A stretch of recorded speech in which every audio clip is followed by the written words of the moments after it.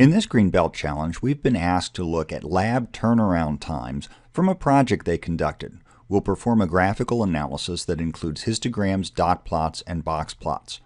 Let's open the file lab data and get started.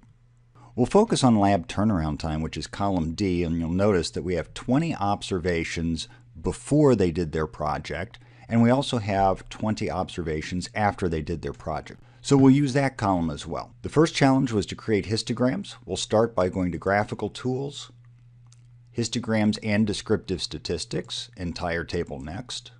We'll put in time as the Y variable, before, after as the X, and we'll punch OK. Before we interpret these, I'm going to create the other charts. So let's go back to Sheet 1. Next up would be box plots. That would be Graphical Tools, Box Plots, entire table next, and you'll see that it's set up similar to the first. We'll put in time as the Y variable, before, after as the X. We'll go ahead and show the mean, and punch OK. We'll enlarge that just a little. We'll be back to this in a moment. We'll hit F4 or click on Sheet 1 to go back to the main sheet. And lastly, we're going to create some dot plots. Go to Graphical Tools, Dot Plots, entire table next.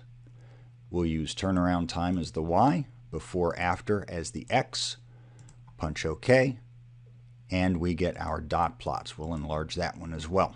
As we learned in the material, these are three different tools that do exactly the same thing. They let us look at center, shape, and spread of the data. You might ask, why do we have three different tools that do the same thing? Sometimes different tools tell your story better than other tools. Let's go back, for example, to the box plot. We'll start here. So number one, whenever we look at one of these, we always think center, shape, and spread. The box plots are really great at comparing the centers of multiple groups. At a glance, you can see the center of before and after are pretty much the same. And also, if you want quickly at a glance to see if the spread of both groups are the same, we can tell by looking at the whiskers that they significantly reduce the variation in this project. So in the before image, when you submitted something to the lab, this is telling you that you could go anywhere from about 70 minutes to 145 minutes before you would get that sample back from the lab. There was a great deal of variation. You didn't know what to expect from this particular lab. In the after image, we're telling you that it will take about 100 minutes, give or take a few minutes. So it's much more predictable. So the box plot is great for looking at center and spread. If you want to see the shape of the data, I kind of prefer looking at the histograms. Again, with the histograms, we're looking at center, shape, and spread. In this case, these are histograms with descriptive statistics. So if you're looking at the shape of the data, we can clearly see that both of these are kind of roughly mound-shaped. They're roughly normally distributed. The before image at the bottom has much greater spread than the one at the top. So this is a nice tool for looking at the shape and the spread of the data. And if you wanted to put any numbers behind center, shape, or spread, this would be great. You get the average, you get the median, both of those are measures of centeredness.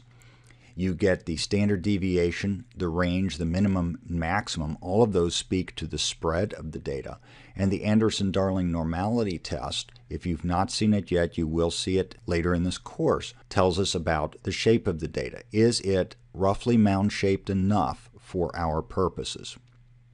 So again, the histogram, if you're looking at shape and you want to put any numbers to it, this is great.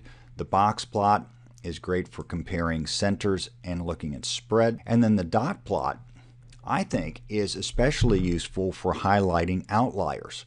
It's kind of hard to take your eyes away from this particular data point. We clearly see that we've got an outlier there. So when we're looking at center, shape, and spread, and you want to know, are there any particular points of interest? The box plot and the histogram aren't good at pointing out any specific points, but the dot plot may be very useful with that. Hopefully your answers match this. Let's go back to the course.